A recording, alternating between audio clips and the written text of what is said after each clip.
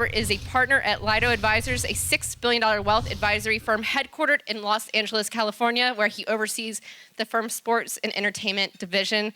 So, Robert, without further ado, I'll let you introduce today's keynote speaker. Thank you. Are these working? Okay. How's everybody? Good, good. Bellies are good and full. Settled. So today I have the distinct pleasure in interviewing and doing a fireside chat, but as you can see, there's no fire, but we'll work it out. It's nice and warm. I met this gentleman about 5 years ago through a good friend of mine, Bill Bellamy, who's a comedian and actor, and was just astonished to find out that there was someone who looked like me, came from humble beginnings, and owned his company 100%. He's a mogul in the entertainment business. He's a maverick. He's an innovator. And we've got a little clip here to show you just so you can be familiar with who he is. In 2018, Entertainment Studios purchased the Weather Channel. Together, our combined portfolio resembles a giant kaleidoscope. Our individual parts are impressive on their own. And when they come together, our outlook is amazing. Come together. The Weather Channel. We just got word. It's a Category 4 hurricane. You know us for our severe weather coverage and our award-winning immersive storytelling. Let's lift the base of this. Every day, we have a new story to tell and a new way to tell it. We guarantee you'll learn something, and we'll also have some fun along the way. But you know who might be having more fun? Funny you should ask. Our hit game show where every question has a funny answer. Iguanas can only reproduce 1 month out of the year. Well, that's because they suffer from erectile dysfunction. And the laughs just keep rolling with the biggest names in comedy on Comics Unleashed. You ready to get your laugh on? You don't need English to watch Spanish TV. It's exciting. The announcer make you want to see the show. You know.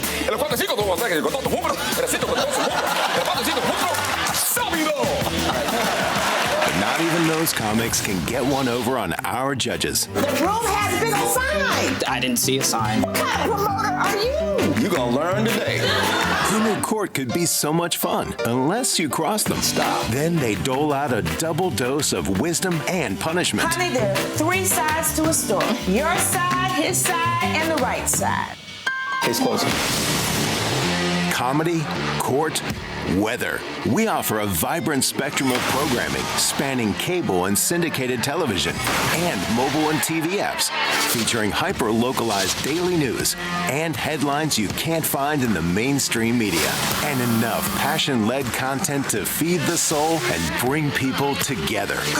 We are one big, weather-crazy, justice-seeking, laugh-till-you-cry, fun-loving family.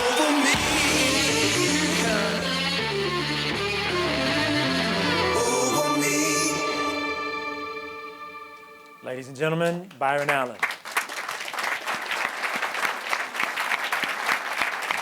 Oh, wait a second. Come on now. Come on. Let's hear it now. Come on. This is not a tax convention. Come on now. No one died. Let's do this. Here we go.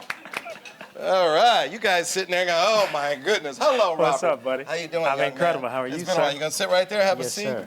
All right. This is nice. Actually, you know what? You switch me. No, I'm good. You're a little older than me. You should probably be. Look, the now, knees see, okay? I'm a little older. I want to make My sure the knees is all right. Greenwich, Connecticut. Look at you. This is great. All righty. Well, thank you for having me. I really appreciate it. As you know, I live in L.A. Yes. So I am not used to this weather. This is the kind of weather where you just you say, what is going on? Is this legal? And so I am happy to be here. It's happy to spend some time with you. Yes. Well, I think it's really important that we begin, to be honest, with your genesis in terms of how you grew up and how you got exposed to the life of wanting to be an entrepreneur and where you derived your motivations from. Wow.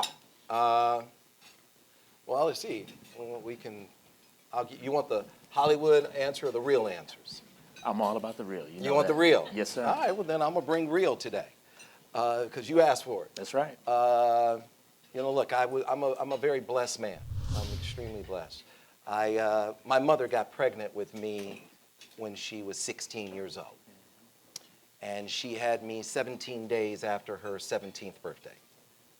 And so, you wouldn't bet on that baby. A black teenage mother and a little black baby born April 22nd, 1961. I'm born without civil rights. You wouldn't bet on that baby. But, America's a great country. Things change for us. Martin Luther King was assassinated in April of '68, and I was 7 years old. And I was in the street playing baseball with my buddies, and all of a sudden I heard my mother and my grandmother scream like I've never heard before. They killed Martin. They killed my Martin. They killed Martin. And before I could turn my head back from looking at my mother and my grandmother screaming, I turned my head back, boom, and I'm looking down the street, and literally I was looking down the barrel of a tank. And the tank was coming towards me, and the troops were coming towards me, bayonets, rifles, dogs. Get back in the house. This is Detroit, Michigan. Detroit, Michigan. Riots broke out. Military shut us down. Things were a little chaotic. So my mother and my mom said, let's go to LA and let's visit some family, let's visit some friends. And it was supposed to be a 2-week vacation. And we ended up staying.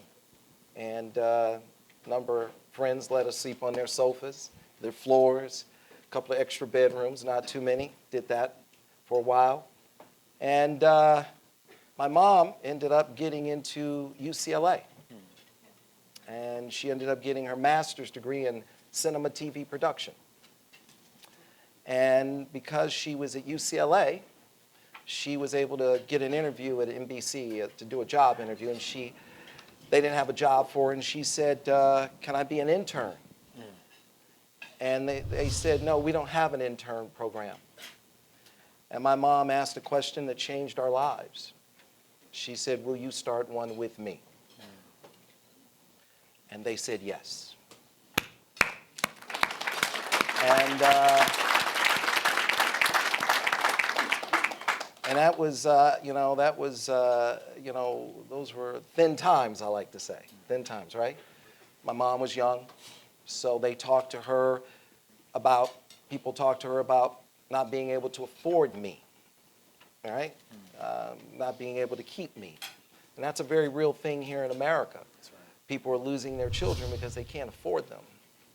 And you hear that kind of conversation, it cuts to your core. And, I felt like I had lost my dad in the divorce because he was back in Detroit, and my cousins, and I wasn't about to lose my mother. And as a kid, I remember hearing that. I was 10 years old.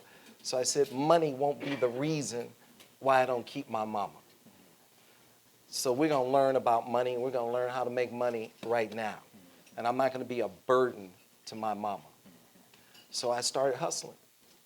And I remember I went to Ralph's supermarket, and I said, can I be a bag boy? Can I put I get a job here and put groceries in the bag? And they said, how old are you? I said, I'm 10 years old. They said, you can't work here. You're not old enough to work here. And I said, well, how old is that guy right there bagging the groceries? They're like, oh, he's 16 years old. I said, well, look, he's putting the eggs on the bottom of the bag, and I know not to do that, and I'm 10. I won't put eggs at the bottom. My grandmother will scream at me all the way home if I put eggs at the bottom of the bag. They said, no, you can't work here. And I remember walking out of the supermarket, and I saw this lady walking towards me with a basket. Bless you. And started walking towards me with a grocery basket. And then I saw her put it in a machine. And she got a stamp. And I said, ma'am, what is that? And she said, well, they don't want these grocery baskets all over the parking lot because they're denting the cars. And so they give you a stamp, and if you get 100 stamps, you can get $1 worth of food. So I started working that parking lot. Wow. And getting stamps and bringing home food to my mother, because I wanted her to know, don't worry about me. I'm never going to be a burden. So I just started hustling right then and there. And I used to go out with her to NBC.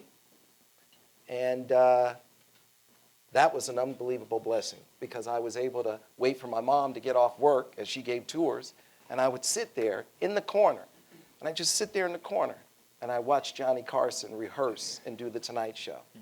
And I watch Red Fox do Sanford and Son, and Flip Wilson do the Flip Wilson Show. And I watch Bob Hope tape his specials, and George Burns. I watched an unknown sportscaster do the local sports on KNBC, Bryant Gumbel, before the Today Show.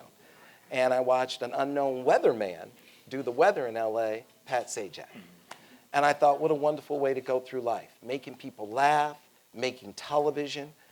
Before that, I wanted to go to work with my dad and my granddad in Detroit. My dad worked at Ford Motor Company for 30 plus years, and my granddaddy worked at Great Lakes Steel for 30 plus years. These guys, put on a uniform every day, and they just tried to figure out how to put 36 hours in a 24-hour day, and I just wanted to go to work with them. But then I found a different kind of factory, a content factory, a comedy factory. And I thought, this is what I'm gonna do with my life. I'm gonna make people laugh, I'm gonna produce content, produce television, and I'm gonna do it for the world. And that's when I had that epiphany, and it changed my life. And I was fortunate.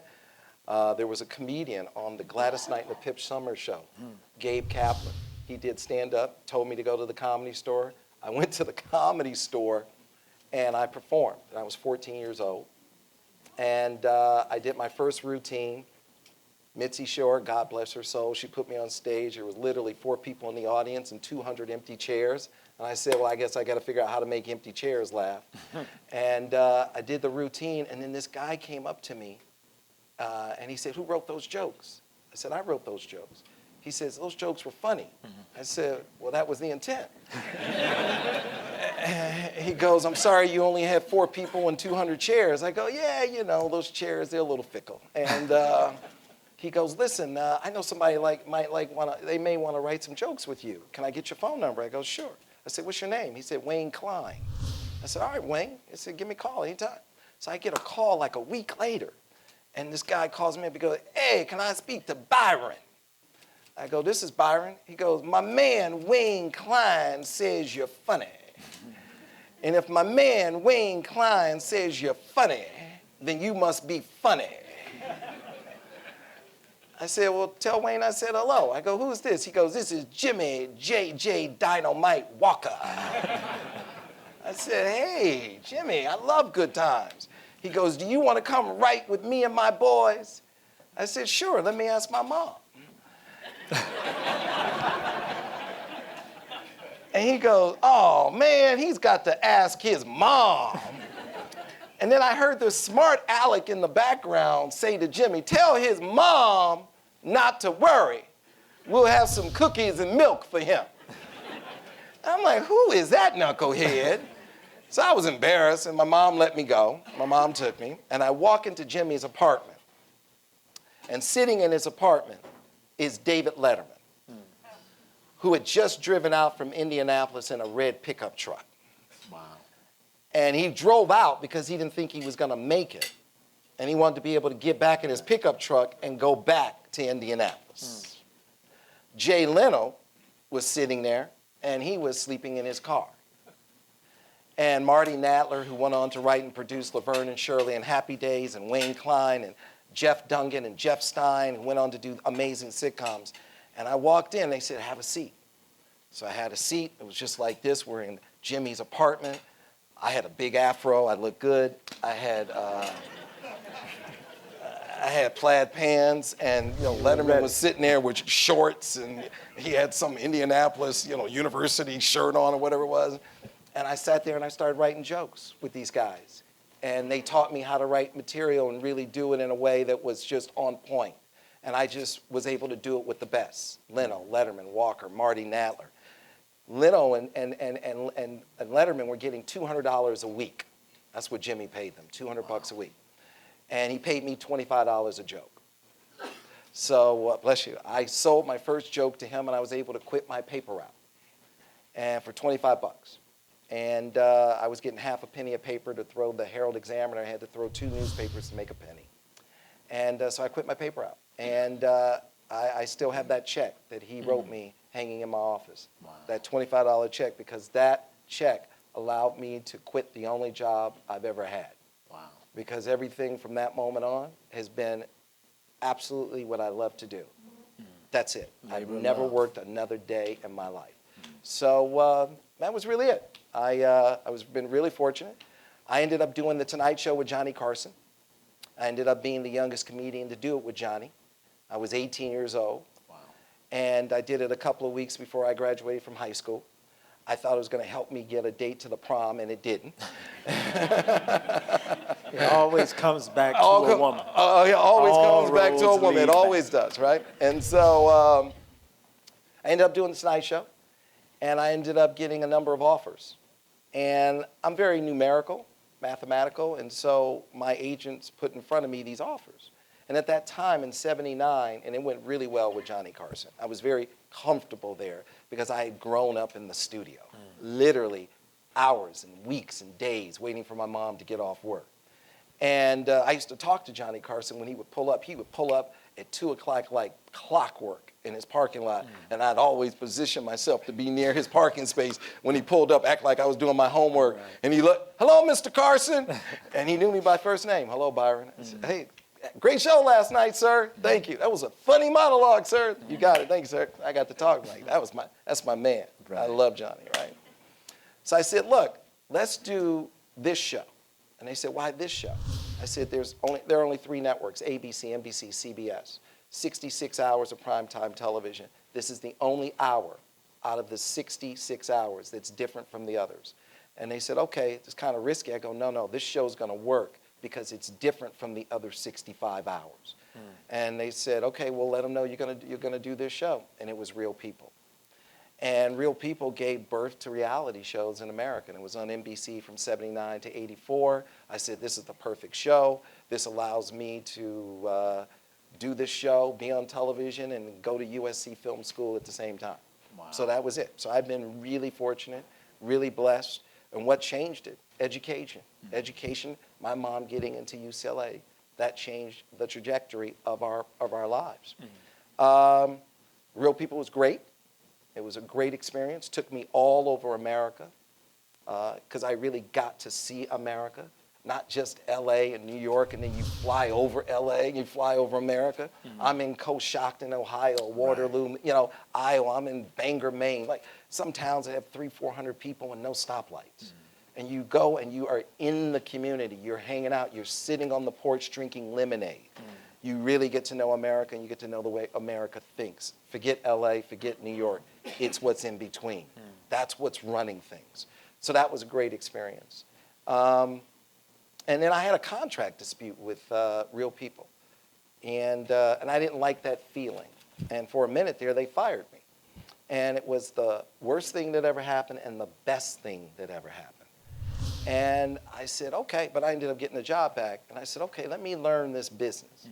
Because at that moment I knew, and I was young enough, where it was the best thing to happen. I was 19. I said, I'm going to learn business show, not show business. So you went away from being a creative to now really understanding the principles of business that govern it. A lot of people want to be in show business. Exactly. And that's like, whatever, go be in show business. You want to be in business show. You want to know the business side innately. Once you know the business side, I have 65 shows on the air, right? Because I know the business side, right? We have 10 networks because we study the business and we know it innately. I know it like breathing. So I really just studied the business. I went to my first television convention in January of '81. I was 19 years old. And I was at the New York Hilton. And I said, and this is a big TV convention, and I've gone every year since then, so I've gone 38 consecutive years.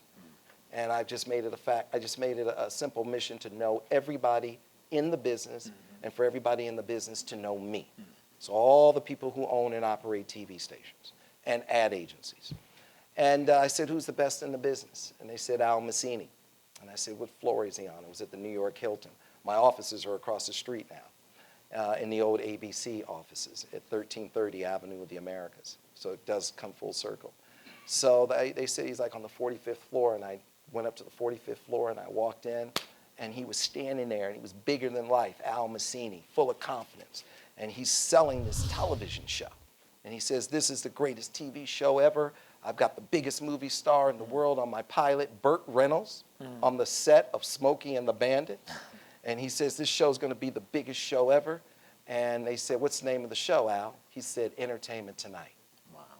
So I watched him sell it in January and put it on the air in September. And he went on to do Solid Gold, Star Search, Lifestyles Rich and Famous, the first miniseries, syndicated miniseries, A Woman Called Golda, about Golda Meir, just amazing. And I walked up and I introduced myself and I said, I understand, you're Mr. Al Massini. He goes, yes. I said, I understand you're the best in the business. He said, yes. I said, my name is Byron Allen, and I'm here to be the best in the business, so I'm here to learn from you. So where are we gonna have dinner tonight? He kind of laughed. He's like, I like you, kid. Like, and he became like a second father to me. Well, you were intentional. Oh yeah, I was intentional. You know, he was just a great guy.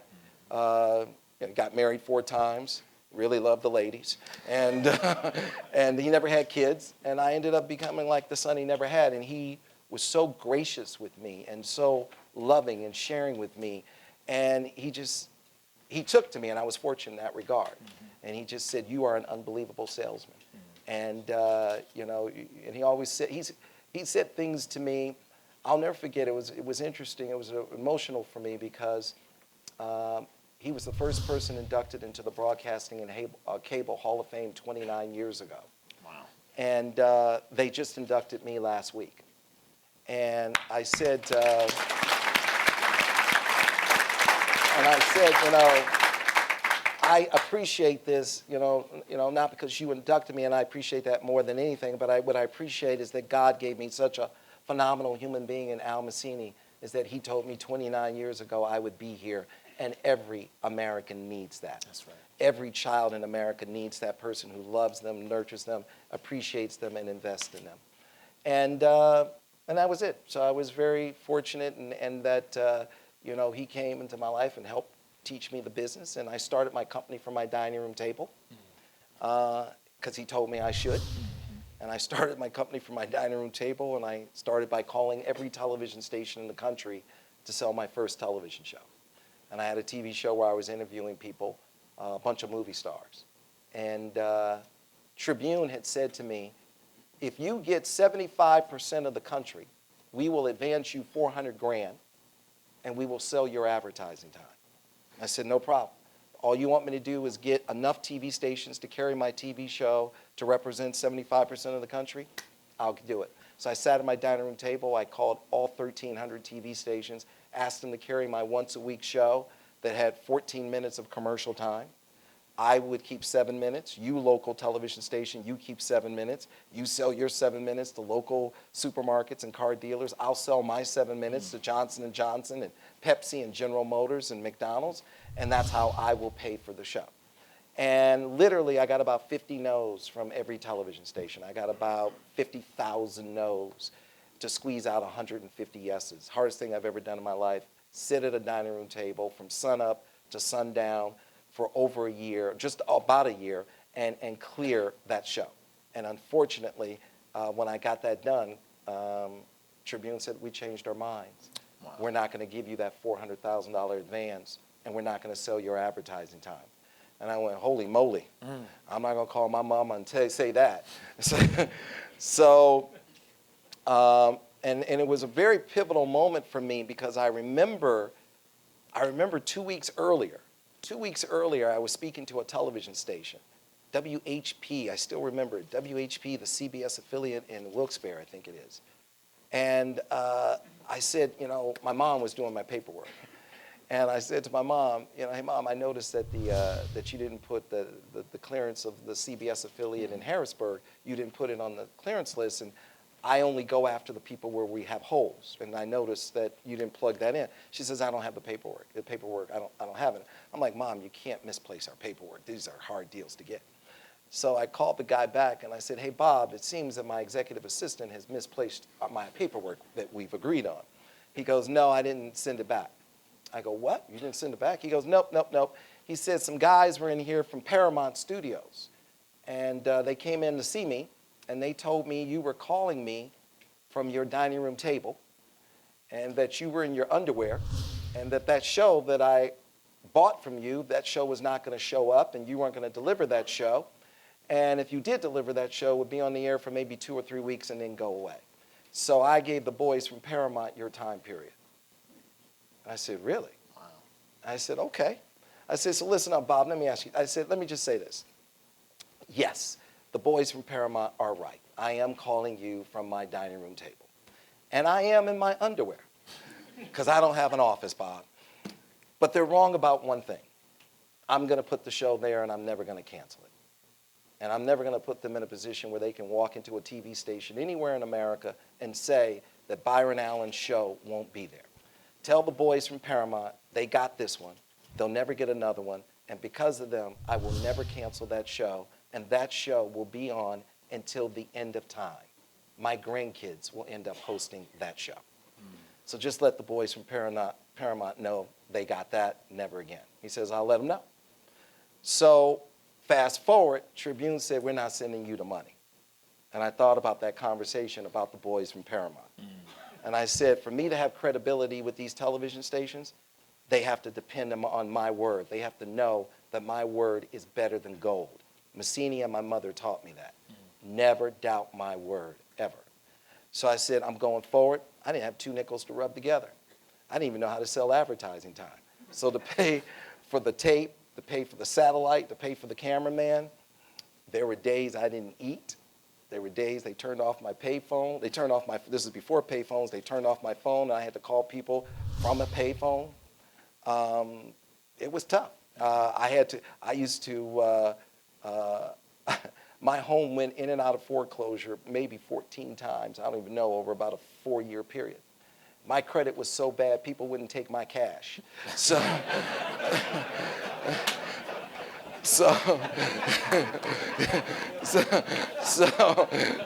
that was a good one. That's true. And I didn't know it was bad until I went to go get a car. They were like, the guy laughed. And he actually said, I'm not sure I can even take your cash. So, it was just tough. It was just really tough. And I had a great lady at the bank.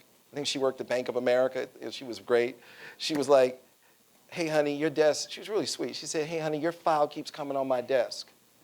What's going on? And, my mama taught me, just always be honest, tell it all, tell it early, be truthful. I said, well, ma'am, I'm trying to fund a television show. I'm trying to pay the cameraman. I'm trying to pay satellite. She goes, oh, I get it. She goes, I know you're telling the truth because I've never heard that before. She said, so listen up. She said, whatever you do, don't let it go past day 89 because it will stay with me. But on day 90, it goes to Agnes, who sits next to me. And you don't want to talk to Agnes. Agnes is not very nice. I said, okay, and I put it on my calendar every 89 days. And I played the float, and that's how I paid for my tape, and that's how I paid for satellite. And finally, I went to all the heads of the movie studios, and I said, it's not about me, it's about you. Here's my value add. I'm interviewing all your movie stars, Tom Hanks, everybody, you name it, Tom Cruise, whoever, Julia Roberts, Denzel Washington, your movie stars. For an hour, I'm having your movie stars on, I'm selling your movies. And I need you guys, you spend $200 to $600 million a year each, and you don't spend money with me. Please spend some of your ad dollars with me so I can be there to support you. I'm a 1-hour commercial, go to the movies. And they said, okay, and I signed up all the movie studios. And then after I signed up all the movie studios, I had that epiphany. It's not about me, it's about you. How I'm here to make your business better. That's it, value first. I'm here to be of service to you. Once I solidified the movie industry, I went and did the same thing with soft drinks. Went and saw all the soft drink companies. Then I went and saw all the pharmaceutical companies, and then all of the packaged goods companies, and all of the automotive companies. And now I looked up and I was like, wow, I'm in business with every television station in the country, and I'm in business with most major advertisers. And then I just kept smiling and dialing and smiling and dialing. And next thing I know, I had over 40 television shows and the largest privately held television library in the world. And I just said, okay, what's next? Well, it seems like you took, not even knowing, certain principles that we deal with in the venture and private equity and high structure finance world, right, and technically applied that to being able to roll up certain assets in those relationships within television. That's exactly right. And I knew I knew that I can't just sit here. My thing is always about growth. That's in my DNA. You know, it's like when you think about the automotive industry, the car is never good enough. They make a better one every year. That's just that heart wiring we have as human beings. And I remember I was in New York and I was reading in the New York Times that Verizon was going to spend $23 billion to lay fiber to the home and bring cable television to the home. And they were going to offer 150 HD channels. So I went to Verizon and I said, hey, I understand you guys want to offer 150 HD channels. They said, yeah, that's right. I said, well, I'm here to offer you 10 of them. And they said, how many do you have now? How many 24-hour cable networks do you have now that you want to offer 10 of them? I said, 0.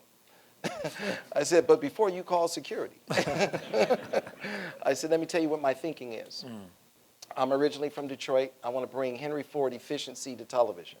When I did my first television show, Real People, I'd never seen such waste. I saw guys work for 2 hours trying to get paid for 12. That's not my DNA. So when I sent a camera crew to Pebble Beach to shoot the car show, Concours d'Elegance, I don't want them to just shoot car content for our 24-hour car network, Cars.tv, shoot content for Recipe.tv with all of the chefs up there at the resorts, shoot the resorts for our travel channel, MyDestination.tv, shoot all of the pet community up, shoot what's going on in the pet community for Pets.tv and blah, blah, blah. They say, you know, we've heard a lot of ideas, but that's one of the best we've ever heard. We're not going to give you 10 networks. We're going to give you 6 networks. So we made history, and we launched 6 24-hour HD networks. Then I went back a year later and said, I'm the largest producer of court shows. I have 6 court shows on the air. I like to do a 24-hour court channel. Then they gave me a 7th network. Watch and repeat. And yeah, then a guy came to me who satellites all my networks. He came to me, and he said, can I have dinner with you? I said, sure. We go to dinner, and his company's very successful. They satellite our networks. He goes, you may not know this, but before I ran this company, Encompass Satelliting Networks, I used to be the chief operating officer of the Weather Channel.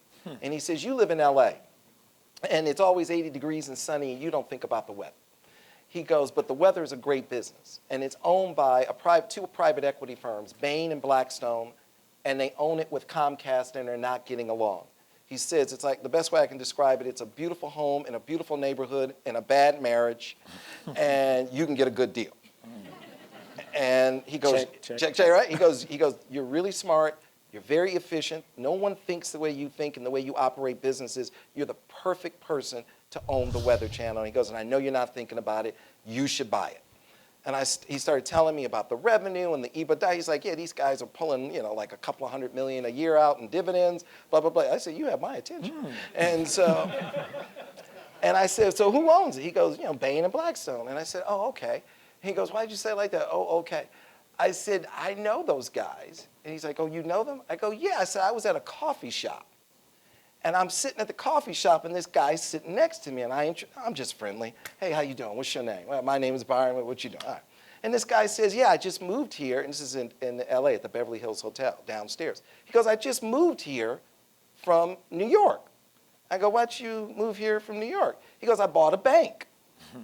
I said, you bought a bank? I go, what's the name of the bank? He goes, IndyMac. I go, IndyMac? I said, I saw people on the news last night standing in line trying to get their money out of that bank. He goes, yeah, that's my bank. And then we were talking. He's like, I want to be your banker. I go, in that bank? What's wrong with you?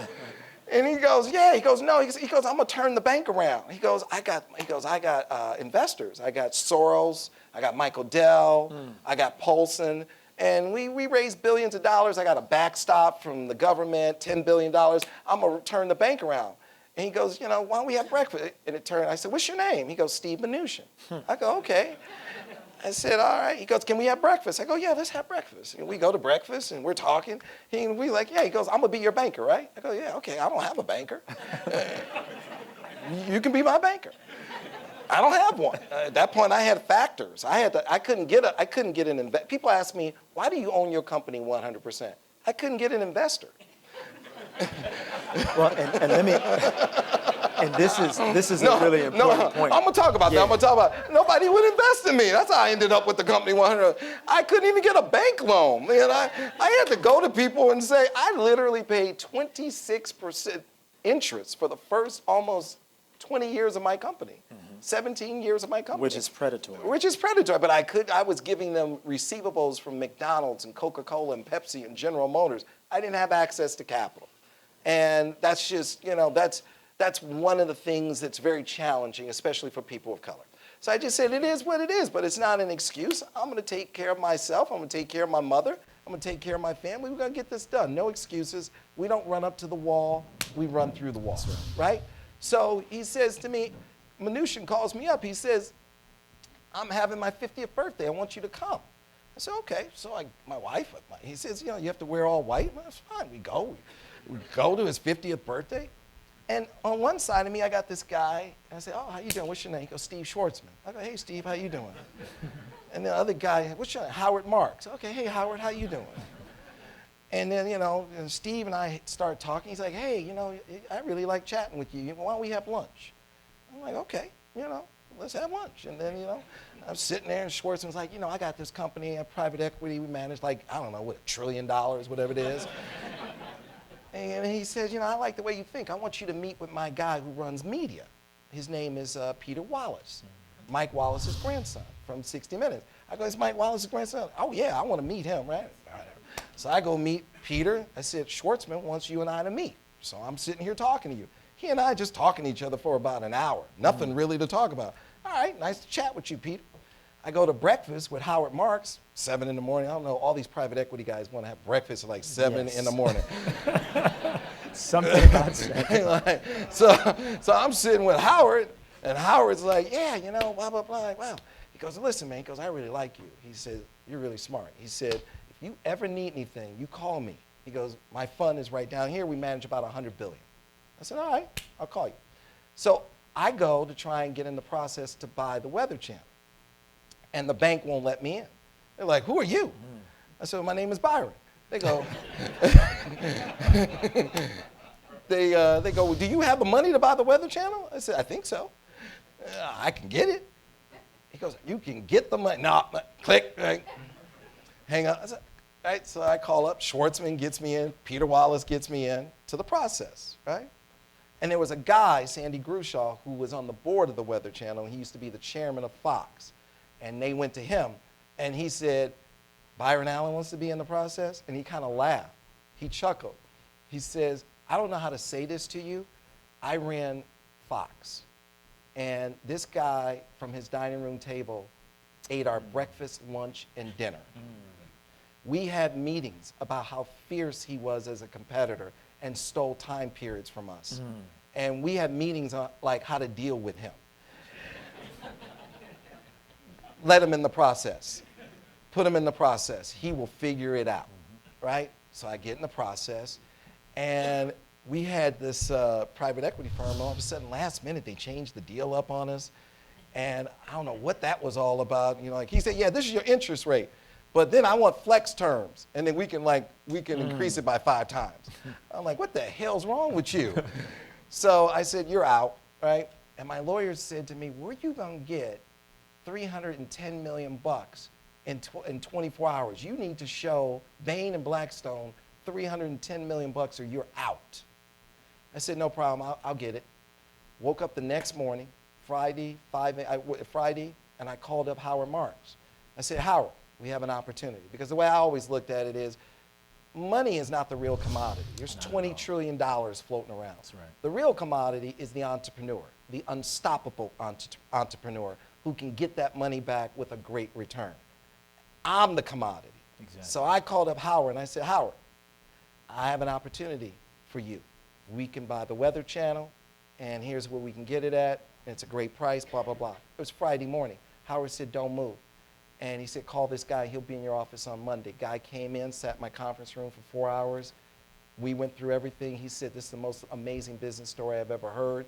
He says, you're gonna get a term sheet tonight and a commitment letter tomorrow morning.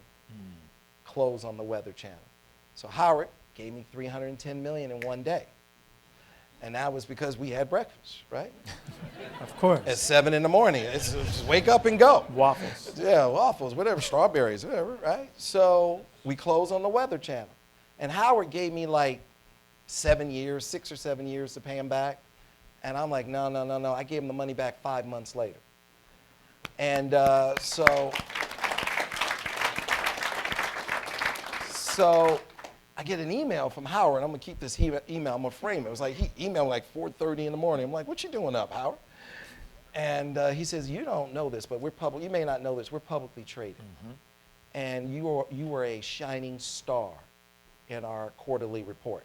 Because not only did you give back that $310 million, you gave it back in 5 months and a $30 million thank you.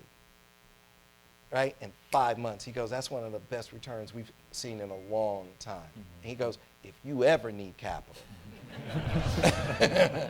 you call me first. You don't need to call anybody else. Just call me. I got you. Right? I said, thank you, Howard. And so we bought the Weather Channel a year and a half ago. And it's been a great investment for us. We've increased revenue. We just won our first Emmy. We just hit our highest ratings since 2012. And it's been great. And so I started buying other companies. Started buying TV stations, Big Four network affiliates. So now That's the sports. Yeah, well, I did that too. Well, that was different on this one. I bought the Big Four network affiliates under Allen Media Broadcasting. Okay. So ABC, NBC, CBS, and Fox. In the last 6 months, I've invested about $455 million in that category. I plan to invest billions more buying, because my goal is to be, when I met my wife almost 20 years ago, she said, what are you doing? I said, I'm building the world's biggest media company. See, it always comes back to that woman. To my wife. I said, happy wife, hey, happy life. There it is. Hey, beautiful, do you want to ride along with me? She said, sure. So we will be, so we're going to invest a lot of capital in buying Big Four network affiliates. That is something that is the absolute foundation of our community, local news, weather, sports. So right now we own about 15 stations in 11 markets. It's a great business. You're talking about the regional sports networks? Yes. The regional sports networks, I did that personally, and it's the only thing I've ever done personally, because I don't like to take capital in the debt market and deploy it unless I control it 100%. And the regional sports networks, Sinclair is running that. And I did it personally because I have a relationship with Sinclair. I'm one of their largest providers. And that was the purchase of the 21 regional sports networks from Walt Disney, from the Disney company for $10.6 billion. Right. But that's me personally with Sinclair, the two of us. That's not Allen Media because they're running that. Right. And if I take money from the debt markets, I have to be the one to carry the ball into the end zone. Then no excuses. I'll put the ball in the hoop every time. So I didn't control that. I'm like, hey, if I'm passing the ball to you, Sinclair, this has to come out of me, out of my family office. And that's the only thing I've ever done outside of my corporation. 110% everything else is in my corporation for me and my family. So that's really it. So I've just been buying companies, and I've just been building. My focus is media. I love cable networks. I love broadcast networks. I love digital properties, and we now see a pathway to double-digit growth. Awesome. Yeah. Wow. So that's really kind of where that's been the story. I think for us, I think there's a great opportunity to, look, 100 years ago it was the Industrial Revolution. And 100 years ago, the Industrial Revolution was was fueled by gas and oil. Today, 100 years later, it's the digital revolution. And the digital revolution is fueled by content. Content is the new oil. Content is the new gas and oil. And my goal is to be the Rockefeller of content. And that's what I'm doing. I'm pushing out the content for all devices, completely agnostic, and that's why we own so many platforms. So that's really it. Well, there you have it, ladies and gentlemen. Mr. Allen.